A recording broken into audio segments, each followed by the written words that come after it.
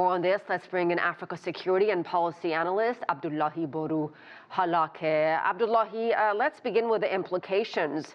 When you cut funding for life-saving treatment and prevention programs like tuberculosis, like malaria, HIV, what happens to these programs if they cannot access the necessary funds to continue work?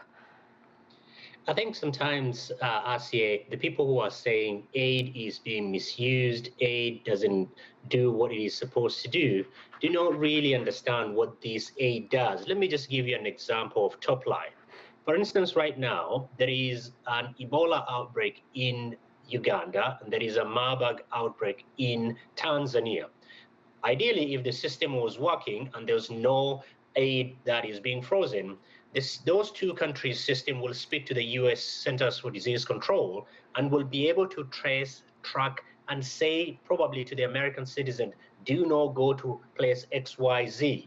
So what happens is now, over 20 million people who rely on the support of the United States for AIDS and tuberculosis, now they will not be able to get that aid.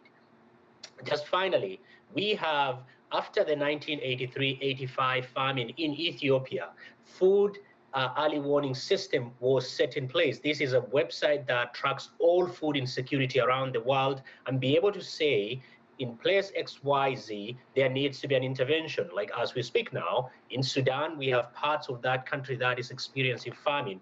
That website, that program has been stopped because of no work order. Are people going to lose their lives because of this? People are going to lose their lives and livelihoods, but at the same time, let's not lose sight of the fact that aid is not just free, it is also the United States' significant soft power within many of these communities who now really see the United States. People like Congresswoman Ilhan Omar, who said that she was kept alive by the aid that was given, that will now turn their back to the United States. Well, Abdullahi, I'm sure by now you know, and you heard in Jim Spellman's piece, Elon Musk has called USAID a criminal organization. He also went on to say, we're going to put up a comment he made on his social media post. He says, we spent the weekend feeding USAID into the wood chipper. Could gone to some great parties, did that instead. And then Donald Trump was asked about it over the weekend and again today in the Oval Office. And he repeated the same falsehoods without evidence. Let's take a listen. I love the concept, but they turn out to be radical left lunatics. And the concept of it is good, but it's all about the people. Radical left lunatics. What is he talking about? I don't know what he's talking about, but at the very minimum, if Elon Musk and the president feel that aid is not going where it's supposed to go, and let's be very honest, that there needs to be some reform in the way a big machine like this operates. But if they think that they are hurting, let's say, the Democratic Party or the people on the left, in fact, they are hurting the United States. The status quo doesn't allow for vacuum. Other actors will come in, and that is the loss of the United States. But fundamentally, it is the loss of those people who rely on this food aid and medicine and health services as the last mile of support that before they face hunger, disease, and malnutrition. And Abdullahi, the administration claims that this is just a 90-day pause, but even a 90-day pause could really have a devastating and long-term impact. And something else you mentioned, I mean, you got to wonder what this does to U.S. image around the world.